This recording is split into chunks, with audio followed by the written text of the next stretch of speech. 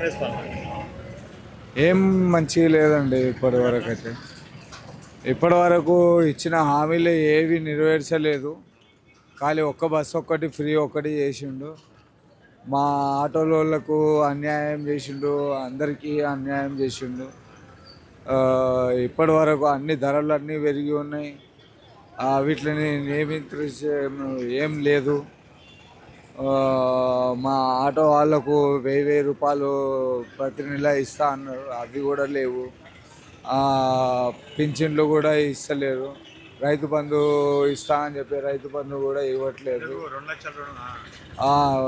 లక్షల రూపాయలు రుణమాఫీ చేస్తామని అన్నారు, అది కూడా చేయట్లేదు. ఇప్పటి వరకు మేమైతే కాంగ్రెస్కి ఓటేసి మేము చాలా బాధపడుతున్నాము. అదే కేసీఆర్ ఉంటే ఇప్పటి వరకు కొంచెం పనులన్నా అయిపోయేటివి. కానీ కాంగ్రెస్ గవర్నమెంట్ అయితే చాలా వేస్ట్గా వేయించుకున్నామో అనిపిస్తుంది ఇప్పటి వరకు అయితే. కాంగ్రెస్ ఈజ్ ద నాట్ మంచిగా లేదండి. పరిపాలన ఏం లేదు. రేవంత్ రెడ్డి అతన్ని చూసుకుంటున్నాడు. ఖాళీ ఏమన్నా అంటే కేసీఆర్ మీద విమర్శలు చేపిస్తున్నాడు, అంతేగాని ఏం పనులు మాత్రం ఏం చేయట్లేదు.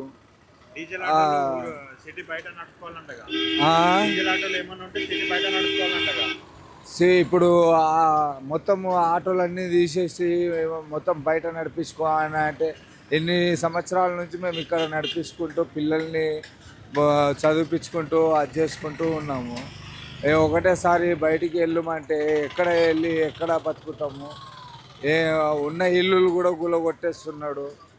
ఆ ఇల్లులు కూడా మాకు లేకుండా చేస్తున్నాడు. ఇందిరమ్మ ఇల్లులు ఇస్తా అన్నాడు, ఇందిరమ్మ ఇల్లులు ఇవ్వలేదు ఇప్పటి వరకు దాని గురించి ఒక మాట లేదు. మళ్ళీ రేషన్ కార్డులు ఇస్తామని అంటున్నారు, అవన్నీ చిత్తు కాగితాల కింద చెత్త కొండి లోపల వాడేస్తున్నారు. ఇప్పటి వరకు అయితే రేవంత్ రెడ్డి పాలన చాలా అసంతృప్తిగా ఉందండి. బాగానే ఉంది. ఏం నచ్చింది? 6 గ్యారెంటీలు అన్నాడు ఆయన.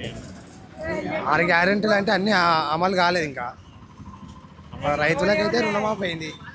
60%, 70% అయితే రుణమాఫీ అయింది. దాంట్లో బాగానే అనిపించింది. పనుల మీద ఉద్యోగస్తులు జరుపుతున్నారు. పింఛన్ 2000 నుంచి 4000 చేస్తా అన్నాడు. చేస్తారు.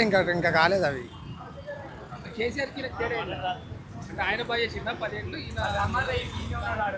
ఆయన కేసీఆర్కి నాకు తేడా ఏంటంటే కొన్ని ఉద్యోగాలు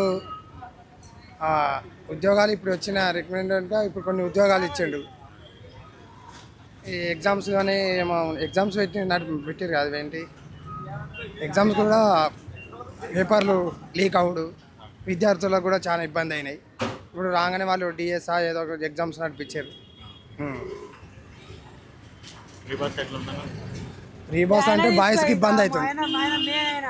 ఇబ్బంది అవుతుంది చాలా. అది ఇంకా కాలేదు మరి. అది